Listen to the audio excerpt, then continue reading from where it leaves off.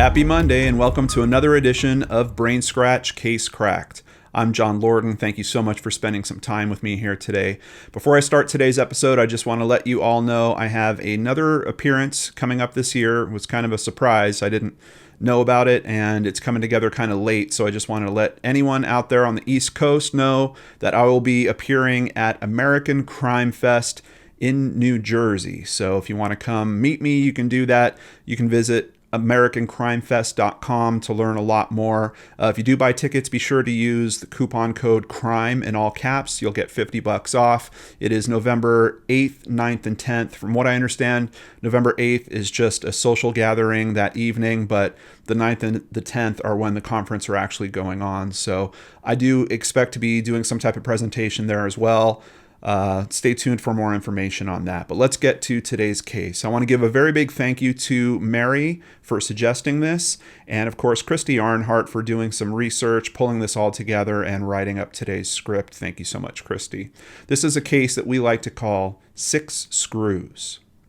Logan, Ohio is located on the Hocking River, just 48 miles southeast of Columbus. With a population of just over 7,000 people, Logan acts as the county seat. Named after Chief Logan of the Mingo Native American tribe, this small town was established in 1816. Today, you can enjoy its many wineries, moonshine distilleries, and cave tours. It was in this small town that a young couple, Summer Cook and William Inman, would meet. They met at a picnic held at Faith Tabernacle Church, just 14 miles away in Nelsonville. To Summer, William's family was always nice, polite, and caring. William's father, William Sr., had helped build the church and played guitar and piano at Sunday services. Just after 18-year-old Summer graduated from Logan High School in 2004, she soon married 19-year-old William. Over the next few years, the couple had 3 children, Alex, Kaylee, and Alana, and lived with William's parents in Florida until moving in 2008 to Hamden, Ohio. The men worked construction jobs while the women were expected to take care of their house and care for the children. By this time, though, the relationship was on the decline. While talks of separation started between the couple, William had also registered for classes at Hocking College and began carpooling with a classmate, Adam Peters. The two became close enough friends that he even had Adam over for dinner a number of times, but after 6 years of marriage, Summer decided she was leaving William. She and their children moved in with her parents in June of 2010, where she filed for divorce as well as an order of protection. William was very unhappy that she had taken the children and asked for a divorce. As the two talked to lawyers, Summer and Adam began dating, while she also attended counseling, planned to enroll in a culinary arts program, and started a job cleaning offices after hours. As animosities grew, it became necessary for Summer to keep distance between herself and William. When it was his turn to have the children, he and Summer exchanged them at the sheriff's office in Logan. But even with this safe exchange, accusations started to come out. William and his parents accused Adam of abusing the children. Adam, Summer, and her parents denied the accusations and said the Inmans were making up stories to try to get custody. March 22, 2011 started for Summer just like any other day. She made dinner for Adam and the children. She then drove Adam's car to Century National Bank to start her cleaning job for the night, while he and her mother settled in to watch television with the kids. She left wearing a shirt with the phrase, "I don't have an anger problem, I have an idiot problem," printed on it. Late that evening, Summer failed to text either of them to say that she was leaving work, something that she always did. Adam and her mother immediately knew something was wrong and raced to the bank to find her. Adam's car was there, but Summer was not. As they were making calls to police, another report was called in just after 11 p.m.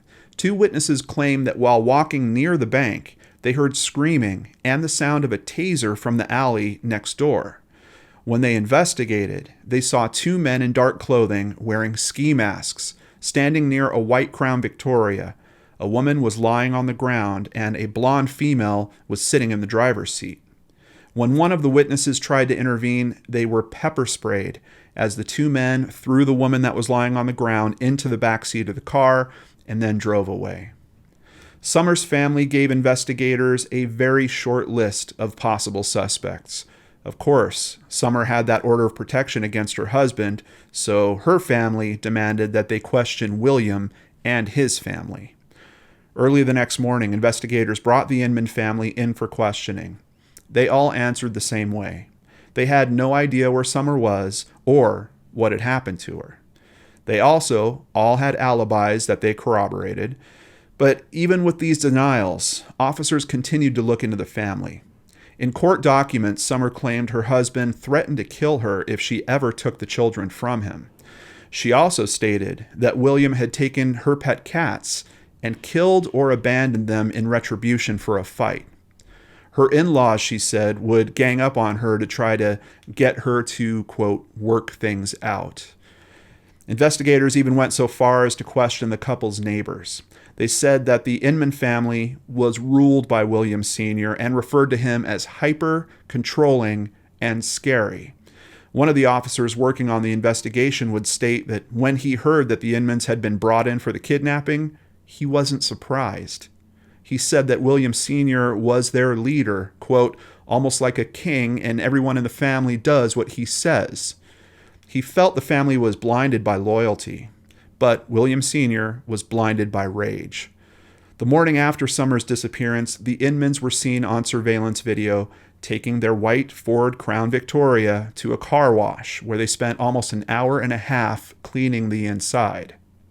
Investigators said they then drove to Pearl Road Auto Wrecking and Salvage in Cleveland, where William Jr. traded a practically new set of wheels and tires for a used set in far worse condition.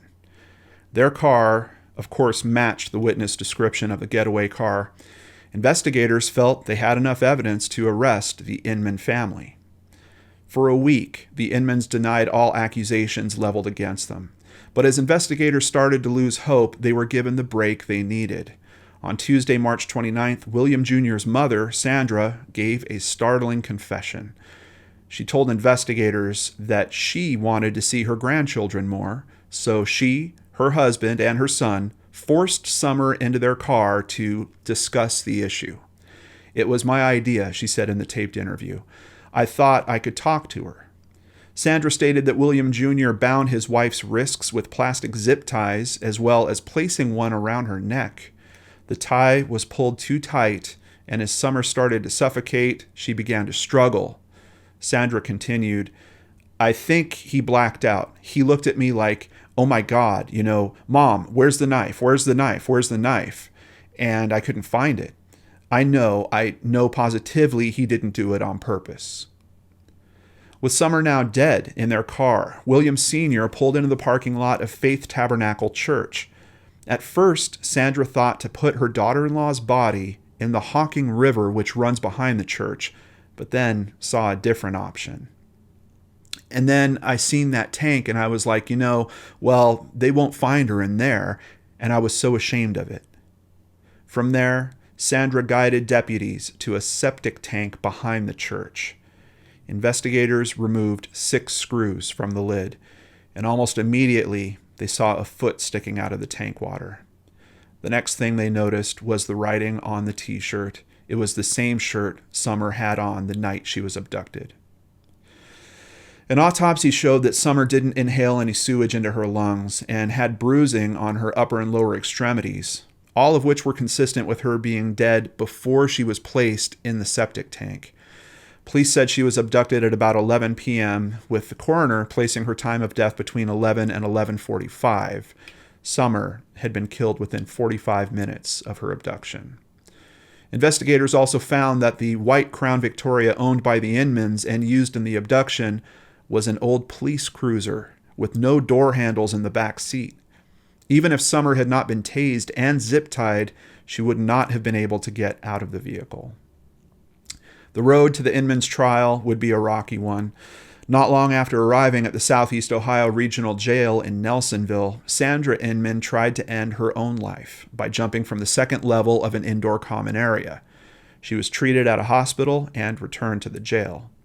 Facing the death penalty, the Inmans declared they were not guilty and even tried to have their attorneys claim insanity as a defense. But none of the 3 trials would take very long. William Jr., who was convicted of aggravated murder and other crimes, will serve a life sentence without the possibility of parole. William Inman Sr. was also sentenced to life in prison without parole. Sandra Inman's lawyer argued that because she disclosed the location of her daughter-in-law's body, she deserved special consideration. Instead of receiving the same sentence as her husband and son, Sandra was sentenced to 15 years to life in prison. As she walked past Summer's family, she mouthed the words, "I'm sorry." Summer's parents, Deborah and Michael Cook, were awarded temporary custody of the children, who at the time were ages 5, 3, and 1. Summer's oldest, Alex, was quick to ask, "How did Mommy die? And where was she when she died?" In a letter to Sandra, Summer's family expressed how tough some of the conversations with the children were. Quote, "Think about how sad the possible answers are.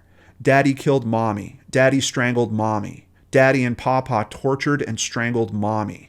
Nana only drove the car, listened to the tortured screams, and watched Mommy be buried in a septic tank.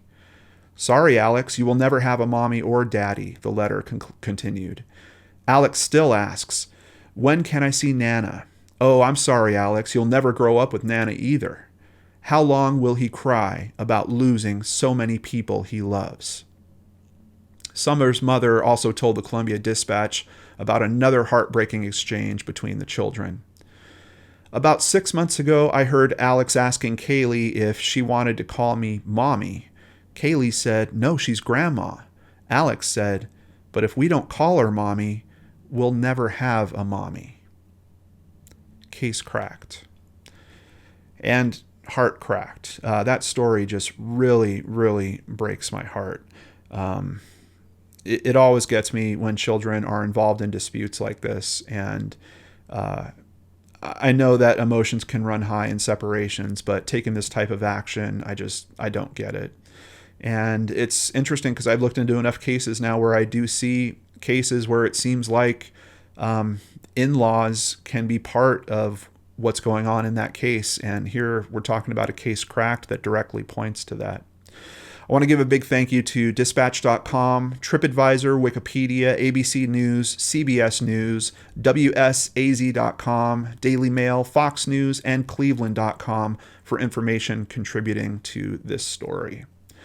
Now, Christy also found some other considerations. The police station was only about a block and a half away from where the attack happened, but it took them, from what I understand, over an hour to respond.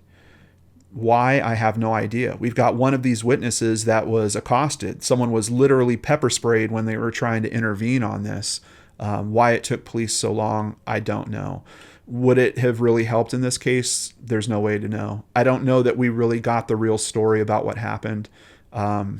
I don't know if the zip tie is truly the item that ended her life or not. And I really doubt the version that we heard from Deborah. There was also some other stories about William Sr. Apparently one time Summer took Adam with her to go, I believe, to pick up the children, and there was a fight that broke out and a deputy was dispatched, and it seems like William also at least shoved the deputy, but no charges were filed there. It just really seems like we had some warning signs on this. And then, of course, in court, you've got the Williams, father and son, blaming each other for the actual murder. Apparently, the court didn't want to hear it and said that they were all complicit and equally deserved the blame. A big thank you to PayPal supporters Hillary Green and Brandy Fry. If you would like to support the channel, you can do that over at www.lordandarts.com. You can do it through Patreon, PayPal, buying merchandise. All of it helps keep me here doing what I love doing, looking into these stories and trying to help the many families that we do on the channel here. Take care, everyone. I'll see you back here on Wednesday with a brand new episode of Searchlight on the Lord and Arts channel.